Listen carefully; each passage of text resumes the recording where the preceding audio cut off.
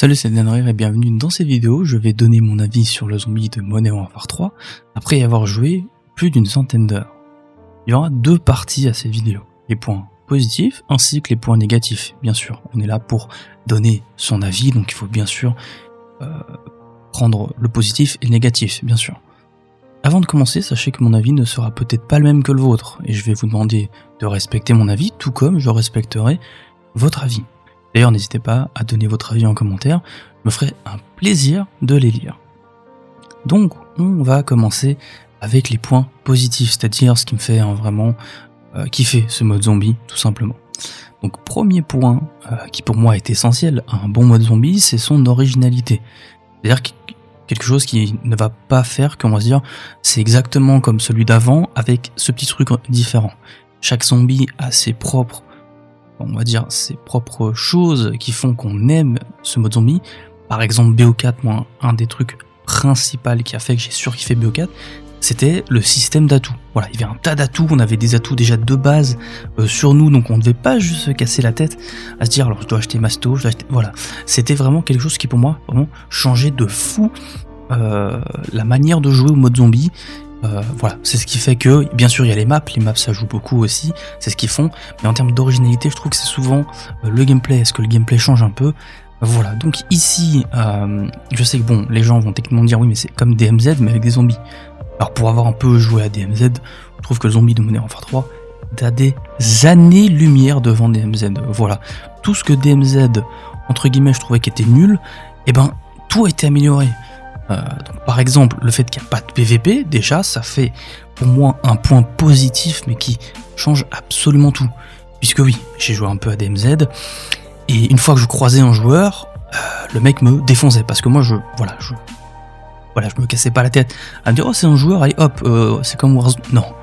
Voilà, quand je voyais des joueurs, j'essayais d'un peu de les esquiver, sauf que eux me chassaient. Voilà, donc c'était vraiment nul. Voilà, pour vous le dire. Surtout que je jouais pas mal en solo, je tombais pas mal sur des escouades, donc c'était vraiment complètement nul. Voilà. Voilà, donc au lieu de croiser 400 mercenaires, je croise aussi 400 zombies avec quelques mercenaires. Voilà, c'est une grosse différence que je trouve personnellement incroyable. Alors quand je parle d'originalité, c'est aussi parce que c'est un mode zombie dans un style qu'on n'avait jamais eu auparavant. Je parle pas de Contagion de Cold War, parce que c'était super vide par rapport à ici où vraiment il y a ce délire de contrat. C'était vraiment compliqué de se dire que c'est entre guillemets une suite. Voilà, c'est vraiment complètement différent. Pour avoir quand même bien joué en Contagion, pour moi les modes sont vraiment trop différents pour pouvoir entre guillemets les comparer. Donc voilà. On a aussi les 3 zones de difficulté qui je trouve rajoutent le côté challengeant. Le challenge il est par rapport aux zones. On peut voir que la zone 1 on est tranquille, la zone 2 on est assez tranquille, mais comme ils ont déjà pas mal d'armure, il faudra un petit peu plus tirer par exemple, et la zone 3, il faut vraiment faire attention à chaque zombie qui peut vous détruire, voilà. Donc ça aussi c'est quelque chose qui fait son originalité en soi. Voilà, parce que vraiment la zone 3 est très vite compliquée, ça peut très vite compliquer aussi la suite de votre game, et surtout compromettre tout le stuff que vous avez récupéré. Voilà, moi ça me rajoute un peu d'adrénaline. Une fois que je suis dans la zone 3, je suis focus, je tryhard un peu, puis voilà. Alors souvent j'ai pas assez de temps dans la zone 3, ça bien sûr on verra dans les points négatifs le temps, bien sûr, vous en doutez que je vais en parler, mais voilà. Donc ouais, très très intéressant. Deuxième point, c'est la rejouabilité, que je trouve excellente, puisque à chaque game, vous avez des choses différentes, c'est-à-dire que chaque game est différente, il n'y a rien qui ressemble à une autre game.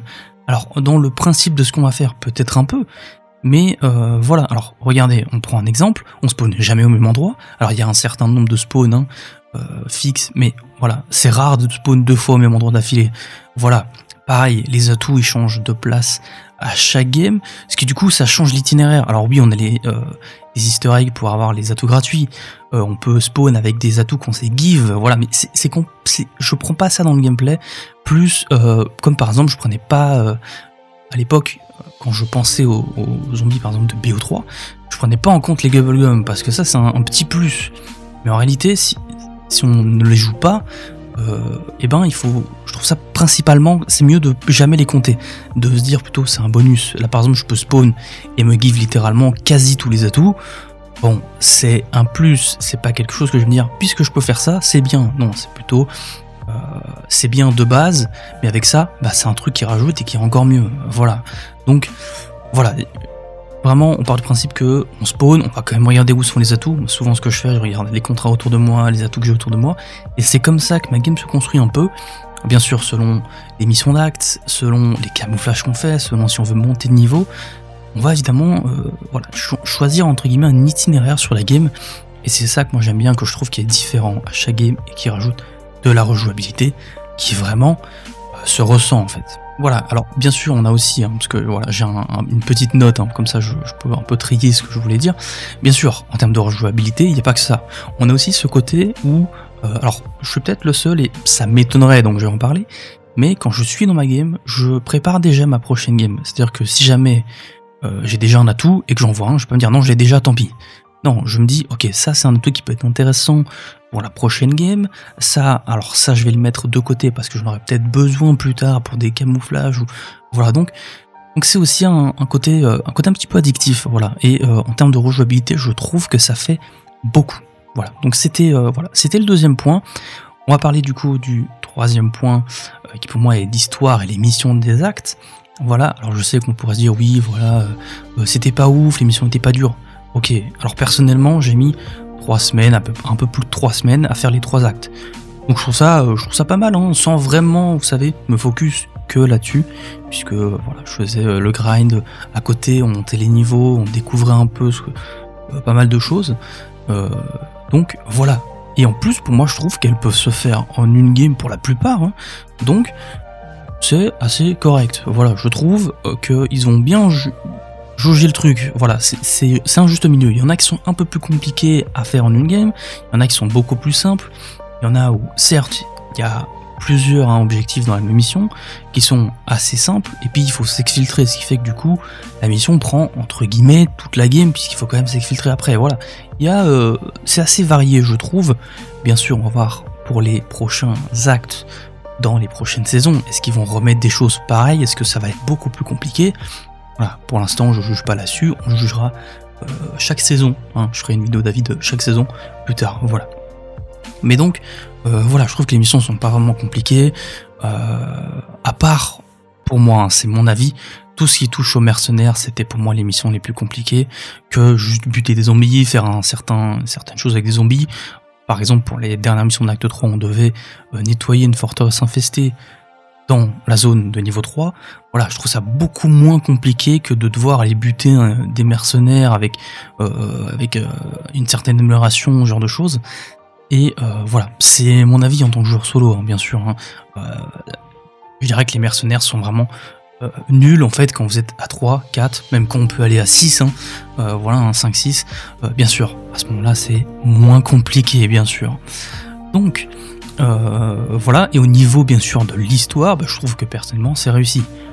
Parce que à chaque fin de mission principale, j'avais envie de connaître la suite. Voilà, ça m'intriguait. J'étais vraiment intéressé par de savoir de ce qui se passe. Maintenant, bien sûr, c'est un peu perturbant d'avoir entre guillemets l'histoire de zombie maintenant, puisqu'on ne sait pas ce qui se passe entre Cold War et Modern Warfare 3. Puisque vous savez, fin de Cold War, on a entre guillemets une fin qui débouche sur une suite. Voilà. Sauf que cette suite, ce sera l'année prochaine.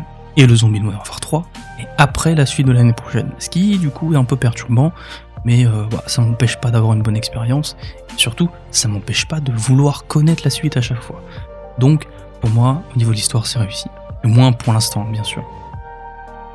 Et le dernier point, c'est le grind. Alors oui, bon, monter les niveaux d'armes, faire des défis, voilà, monter les lignes de camouflage, juste monter ces niveaux tout court. Bien sûr, c'est devenu basique, je dirais en zombie depuis à peu près BO4. BO4, c'est vraiment pour moi qui a rajouté de grind les camos en zombie, grind les cartes vides parce qu'il y avait ces fameuses cartes vides du 100%, voilà, donc ça a rajouté quelque chose en plus que par exemple BO3 où t'avais juste des petites cartes de visite un peu tout bête et puis t'avais les 100% de la catégorie. Enfin, je trouvais ça un peu ridicule par rapport à ce que BO4 a rajouté. Cold War c'était pareil, et chaque saison on avait une nouvelle carte visite pour avoir la carte visite ultime de la saison, que je trouvais un concept plutôt pas mal, c'est ce qu'on va avoir cette année d'ailleurs. Donc je trouve ça vraiment intéressant. Donc voilà, je trouve que le grind est vraiment bon. Alors oui, rien de nouveau, rien d'original là-dessus bien sûr, mais je trouve que voilà, le grind est pas mal, notamment parce que par rapport à Cold War ou même Vanguard, hein, le zombie dont on ne prononce pas le nom, j'abuse mais bon voilà, monter les niveaux d'armes sont moins longs parce que sur Cold War il y avait 55 niveaux, mais voilà, c'était quand même un peu long, il fallait quand même bien jouer avec l'arme pour la monter au niveau max. Alors il y avait aussi la solution d'aller en multijoueur pour monter, mais bon, en tant que joueur zombie c'est relou un peu, donc voilà.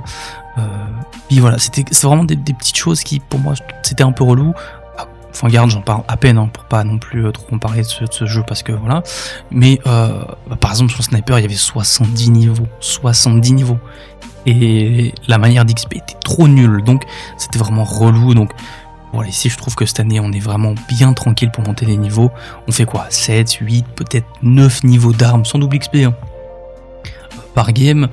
Voilà, par des armes vraiment maximum 30 ou 35 niveaux, vraiment maximum, t'en as qui ont même pas 20 niveaux, donc je trouve ça vraiment très correct. Et puis ça permet aussi techniquement de pouvoir voir un peu plus longtemps sur l'année le camouflage ultime, bien sûr, hein, je rigole en disant ça, voilà, c'est pas un argument, mais voilà, surtout qu'on a que 4 camouflages pour débloquer l'or, voilà, donc c'est pas beaucoup, 4 camouflages par arme, en sachant que en comptant juste les armes de Modern Warfare 3, et je pense 36 armes, si je dis pas de conneries, donc ça va assez vite. Et bien sûr, si on ajoute les armes de Modern Warfare 2, c'est je pense 51 ou 55 armes en plus, donc c'est vraiment pas mal, on a quand même pas mal de grind, donc très content à ce niveau-là, voilà.